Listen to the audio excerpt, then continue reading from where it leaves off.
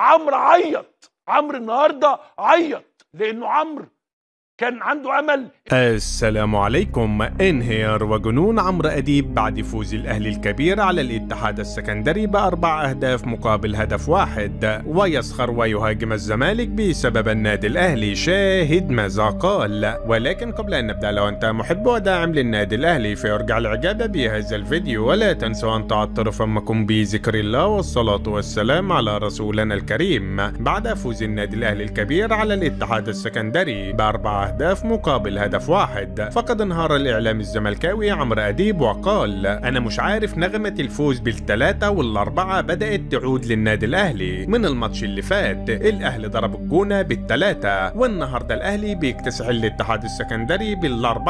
أنت بتعمل فينا كده ليه يا أهلي؟ ارحم الزملكاوية شوية، ده احنا لسه مهزومين من سموحة. ده محمود البنا عمل معانا الواجب وعمل معانا المستحيل عشان نفوز، وبرضه الزمالك عايز يخسر قدام سموحة. انا عايز لعيبة الزمالك تشوف لعيبة الاهلي بتعمل ايه في مباراة النهاردة. اللعيبة بتاكل النجيلة، كل المصابين بتوع النادي الاهلي رجعوا من تاني عشان عايزين يلعبوا ماتش الترجي، ماتش النهائي، وبيستعدوا وبيقاتلوا عشان كله يشارك قدام الترجي. ولعيبة الزمالك لا حول ولا قوة الا بالله، بعد ما فازوا على الاهلي ووصلوا لنهائي الكونفدرالية قلنا خلاص الزمالك عاد، بس اللي شفناه قدام سموحة ما يطمنش خالص. الزمالك شكله داخل على ايام سودا، وهيكون السقوط الكبير للزمالك في ماتش نهضة بركان. اما الاهلي كل افريقيا عارفاه، وبالذات جماهير الترجي عارفين الاهلي ما بيرحمش حد، ومعلم على كل اندية افريقيا، وهيروح للترجي يا قاتل يا مقتول. بس اللي مجنني الاهلي ده دايما محظوظ، ده اللي هيحكم له ماتش الذهاب في رادس الحكم الجزائري مصطفى غربال، اللي كان بيحكم لنهائي القرن بين الاهلي والزمالك. والقضية ممكن. انا متفائل ان الاهلي هياخد بطولة افريقيا، وانا مستغرب من عبد الله السعيد، لعب 8 ماتشات مع الزمالك لا عمل اسيست ولا جاب جون. حرام عليك يا راجل، الظاهر فلوسك حرام. انت تاخد شيكابالا يا عبد الله يا سعيد وتعتزلهم وابعدوا عن الزمالك، روحوا اقعدوا لكم يومين في الساحل حلوين، بلاش تيجوا تدمروا الزمالك. والله الزمالك ما هو ناقصكم.